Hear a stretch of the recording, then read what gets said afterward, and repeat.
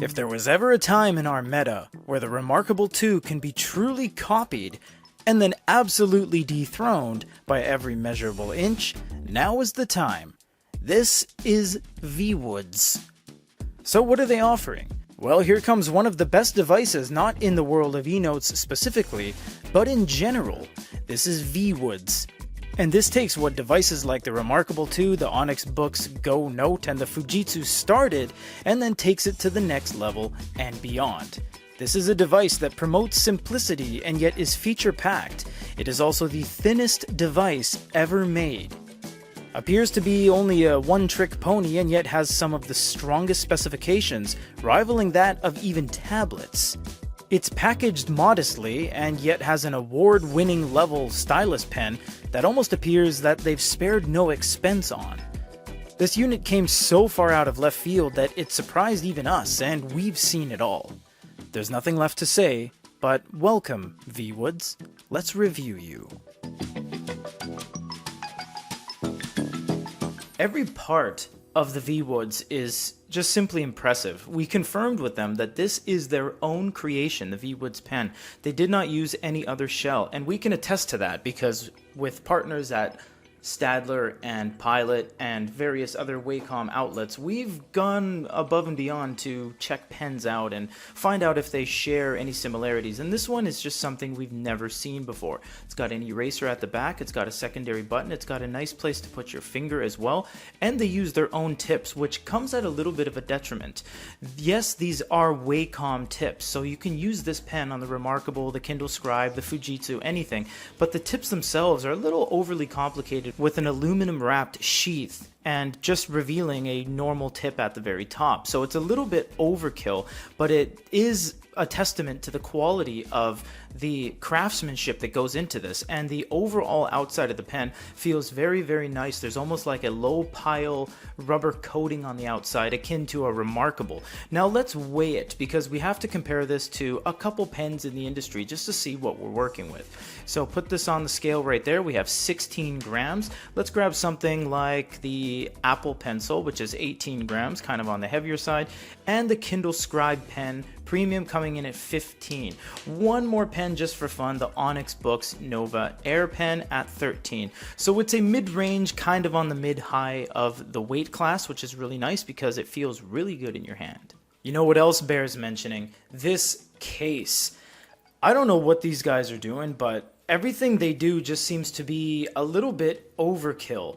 This case is a nice canvas silicone combination case, and it's got a mirror finish embossed inlay of the ViWoods logo with a pen strap on the side and a connecting magnetic rail. They went above and beyond when it comes to the craftsmanship of this thing. They even have a little bit of a gap here. So you would just slide this on and it magnet snaps in, holds itself down, and that's it. That's the case. And this comes in the box. It is not a separate piece of purchasable hardware, and all you would do is slide the ViWoods pen in after like that, and you have a very nice thin compiled package. Now for the main event, the device build. This thing looks so darn good. We do see similarities to the Remarkable, of course, using the exact same color scheme, but you know what they haven't done? Like the boox Go, like the MeBook 103, they didn't put the side ledger, which actually separates themselves away from that because they put everything at the bottom. They put the home button, they put the back button, and the AI button, which we'll all get into. Also, subtly on the bottom, they put two microphone cutouts that we were really hoping to be speakers because this thing does have audio, video, multimedia playback. Also important to mention, this is the thinnest device in the entire industry of e-readers, beating out that of the 4.6 on the Onyx boox Go and the 4.7 on the Remarkable, and of course the 5.0 on the Fujitsu and the 5.5 on the Hanvon. So basically it's the thinnest unit you can possibly buy. The back, of course, has the ViWoods logo, very nicely inlaid. It is completely flush on the back. The side has nothing, and the other side has nothing, and the top only has a power button. But this power button doubles as a fingerprint biometric unlock, which is really nice. Very nice addition. You have some Wi-Fi antenna, and you have a status indicator light with a USB-C. That's the only things on the outside of the unit. It is completely simplistic, and of course, as we said, you get those soft touch buttons at the bottom. Last thing before we get going is how heavy is this? So we're going to put this on there, 365 grams. And for basis of comparison, we have a Kindle Scribe here, which comes in at 426. So not only is it thin, it is incredibly light. Because this is untreaded territory in terms of reviews on the internet, we're going to cover pretty much everything. So if you use your fingertip from the top down, you get your drop down, you get refresh, cast, airplane mode, optimized display, more, which is your settings, Bluetooth, Wi-Fi, and then you get HD mode, fast mode, and ultra fast mode. We'll show you those when we get into the video portion of the video. So if you swipe with the pen top right to bottom left, you get crop and record. Record is actually not screen record, it is just record a note. So if you tap that, you're going to be able to jot something down really quickly, and then you can just exit out of there. Once you exit out of there, it's going to save it under your pickings down here.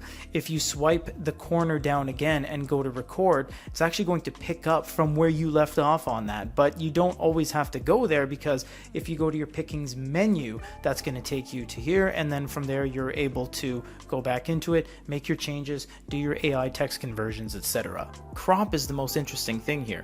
So not only do you get the ability to crop something, save it as an image, and share or insert it later, you can actually use OCR on here. So if I circle learning, for example, then click OCR, it's going to find anything on the screen element, the very top layer, exactly what I wrote. From there, you get the keyboard, you get multiple languages, you can select all, copy all, insert. It's really easy to just get that done too. You just swipe over there, click crop, and basically Bob is your uncle. You can do any AI things, you can do save images, etc. So that's a really nice feature to have right out of the gates, and I really appreciate that. And actually, because of an update, they've added one more to the top right corner, annotate. What this does is allow you to do global handwriting, which means you can write on the very top of basically any application, Kindle, manga readers, even OneNote. All you would do then is just click save, and then it saves it to your pickings, in which case you can go over to here to pickings, click on that, click on screenshot, and you'll see it right there. The Kindle PNG saves the entire thing as a screenshot. Looking at the home screen, you have these little grids, and I think this is a very simplistic yet technical layout. It's simplistic in the way where it's, these are your notes, these are your meetings, these are your AI learning things, and yes, you get apps. And yes, you can sideload in your own APKs, Facebook, Instagram, YouTube, Google Chrome, Gmail, anything will work on here. We'll show you that later on. On the top left, you get paper, which is going to be your notes. We'll show you that during the note-taking section. Next on the list is calendar, and they kind of took a page out of the book of Fujitsu with the fact that it is an interactable calendar. So as you see, you can write down below, do your little check marks, go over to notes. You can kind of toggle in between those, and you can choose your date respectively. The AI elements and the other side elements that are included in some palettes throughout the rest of the device are still located here as well, and you can tap the little boxes up top to see where you have taken all of your annotations. Fourth on the docket is meetings. Meetings, you can go ahead and click on that, set up a meeting. You can do time, place, attendees, content, etc. You can write on the screen. You can use the different palette at the top. This palette will be different than the note-taking section. We'll show you that when we get into the note-taking section. Pickings are going to be anything that you cropped or took pictures of from the top right corner, including the screenshots. You can all manage that from this section, so don't worry about that. And finally, at the very bottom is your library and your reading notes. You can use a USB cable for data transfer, or you can just download applications. And that's the beauty of having apps, is that if you download something like Dropbox, you can access everything remotely. You don't have to use a USB cable. On the bottom left corner, there's some more things here. There is Gmail. Yes, you can do Gmail or Outlook, or again, you can download any app you want. You don't have to use the integrated base model UI elements, and finally, applications. Applications is really nice because not only do you have your own app store, which is pretty decent. It has a decent amount of things like Facebook and OneNote, and it has NBC News and a whole bunch of things that gives you the ability to get out of the gates with something useful. Not only do you have that, you have the ability to sideload in your own apps, which goes above and beyond because you can download things like APK Pure, Aptoid, etc. In which case you can download other things like we did with Facebook, OneNote, WeChat, and My Nintendo. If you don't like something, you just long press it and you can delete it, aka uninstall it. And it is all very simple to do. Finally, the settings, and we are going to go through every one of these. Don't worry, it's not that extensive, but it bears mentioning. You can see there's my email. Feel free to drop me a line if you want to say hi.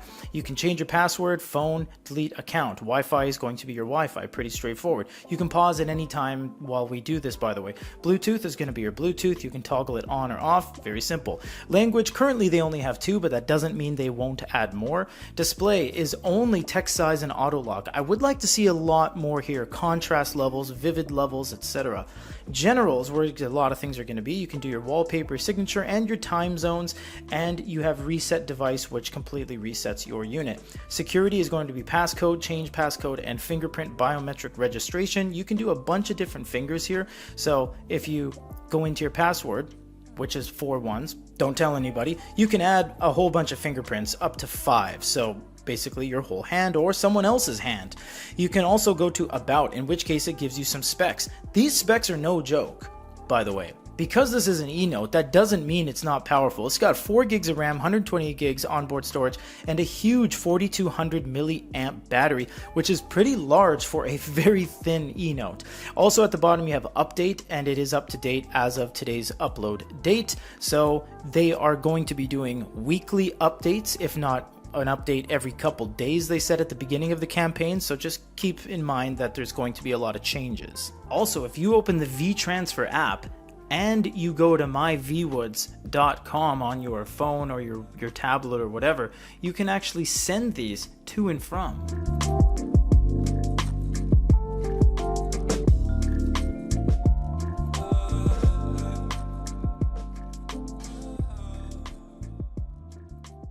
When it comes to e-reading, in terms of e-books on this unit, it's not spectacular, but there's no real faults. If anything, there's a pretty big benefit to a device such as this. So it's just a 10+ inch unit with a nice screen.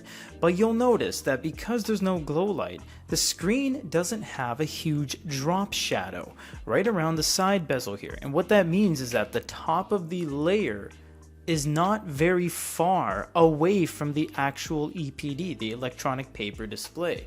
The screen itself, aka, looks really close up to the surface. So in doing so, when you long press on something, when you tap something, it all feels very in your face. So other than the fact of just saying, yes, it can read books, it looks good, that is something that a lot of manufacturers, even Onyx for example, struggle with. If we just bring a Palma into the shot really quick, you'll see what we're talking about. When it comes to the Palma, look how far away that screen looks in comparison to the outside bezel. It's almost like it's 1.5 millimeters away, but you just don't get that on the VBooks, and devices that don't have glow lights traditionally exhibit these kind of things. Now, it's the way it was stacked together from factory, but it is a design purpose. That was not by mistake. So other than that, it's only going to be as good as the app you're using. We're using Kindle, so you can do anything the Kindle can do, but you can download Moon Plus Reader or Aldeco or Adobe PDF and really just do anything you want on this because you can sideload in those APKs.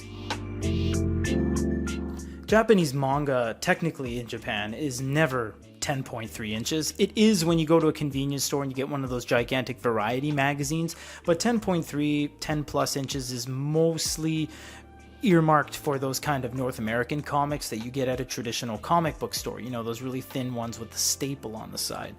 Other than that, it's totally fine. There's really no gripes or shortcomings with the manga experience, and again, it's going to come down to what app you're using. We're using Kindle again, and you'll see that there's a lot of kind of movement on the screen, and you might say, oh, that doesn't look very good. Well, On the contrary, I think it actually looks quite well for HD mode, because we are in HD mode, remember that. You can do best display, fast mode, and ultra fast. If you go to fast, well, you're not going to have those shortcomings anymore. You're going to have maybe just a 2 frame. And if you go over to ultra fast, it's going to be that much quicker. So if I go to ultra fast mode, well, now we get some really good page turn animations, and I think that's very usable. You can even just do a little peek on what the next page is.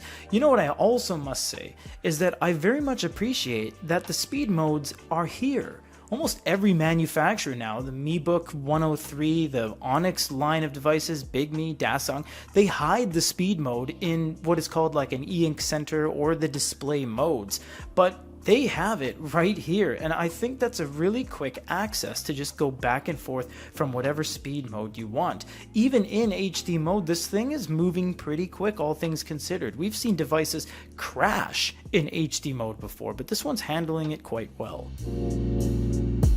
The note-taking experience is pretty solid. A lot of that comes from a very nice tip, a very nice pen, and a very gritty screen. This has a lot of grit to it, and we'll get to that in a second. You have fountain, ballpoint, fine liner, pencil, charcoal with different thicknesses. You can also go to the pencil, and as per the latest update, they have added tilt, which is really nice. You can do up and down like that, or side to side. That gives you a bigger burst of the dusting on the page. You also have the eraser at the back. You can do erase like that, or you can go over to the eraser and you can choose circle erase, erase all, and the different levels of thickness for the back of the pen. You have text input as well. If you click text, it's going to show up like that. You can write with the keyboard. It's not an amazing keyboard, kind of just is what it is, and it'll put text on the screen. Next, you have the AI button. When you click that, you can analyze content, generate article, or AI text conversion. If you do analyze content, it is going to go over the page and it will write, let's convert text once it finishes analyzing.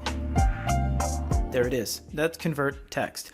Then you can go back to AI and you can do AI text conversion, in which case it'll just convert exactly what you wrote. Like so. Furthermore, with generate article, you can write something and then tell it to do that.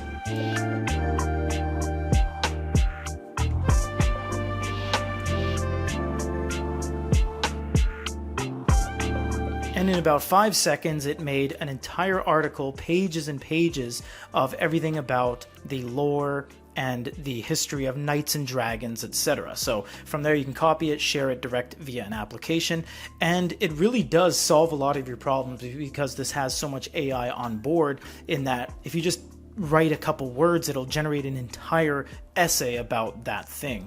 You have the lasso tool as well, so you can circle that, you can move it around, you can stamp it, copy, paste. You also have add a tag right here. You can go and look at your entire table of contents via thumbnail view. Further down you have layers, which is really nice. It's basically just layers in the sense where you write something on the page, and if you change your layers to something else like layer 1 and then click out of it, you can no longer interact with layer 2, so nothing gets disturbed in its own respective layer. That's really nice.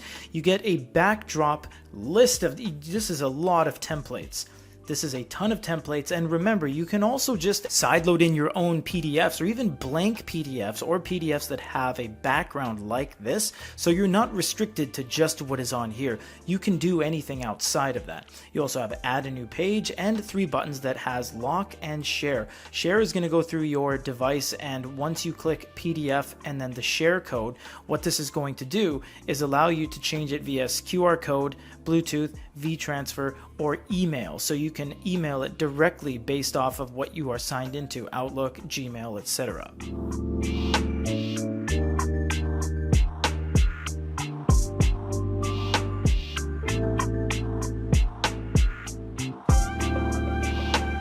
The writing feel is quite nice. It is a gritty screen, so that means you get a lot of feedback in the pen.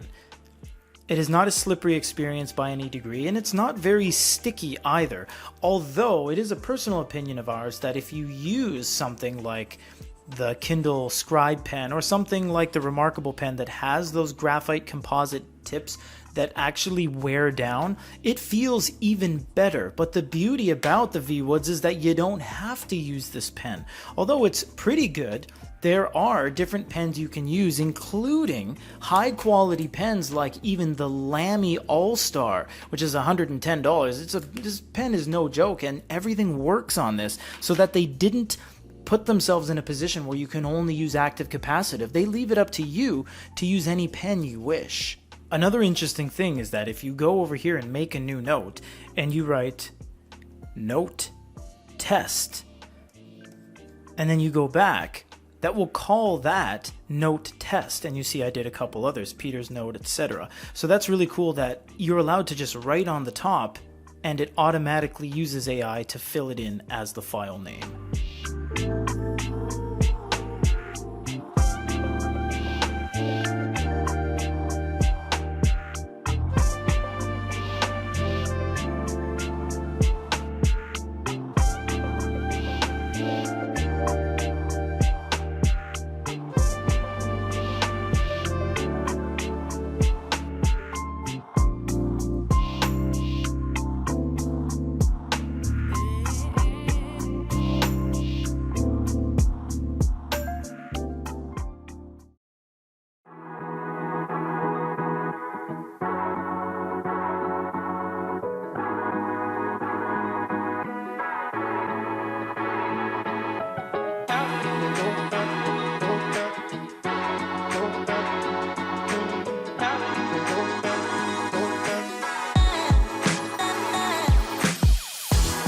This is not without its cons, don't get us wrong. There's no volume controls, there's still no glow light on one of these things, and the pen doesn't really snap to the side all that well. But if those are the only cons, well, that's a good day at the fair. This unit is on another level. It seems at first glance to be an over-advertised, simplistic, one-trick pony of a unit, but when you dive in, it does just so much more. So much more of everything. Media, speed modes, APK installs, videos, WACOM note-taking, and every single spec category maxed out as far as it can seemingly go in the industry of e-readers. The only thing this lacks is a glow light and an SD card, and if it had that, it would have been an unstoppable tank of an e-note. This thing is so feature-packed, in the thinnest body ever created in our industry. What will the support be like in the future, however? Does this unit have durability and longevity? These are all questions that will be answered as time goes on, but as it stands at face value, this unit gets a 9 out of 10. It's steps away from being perfect, and honestly doesn't fall all that short.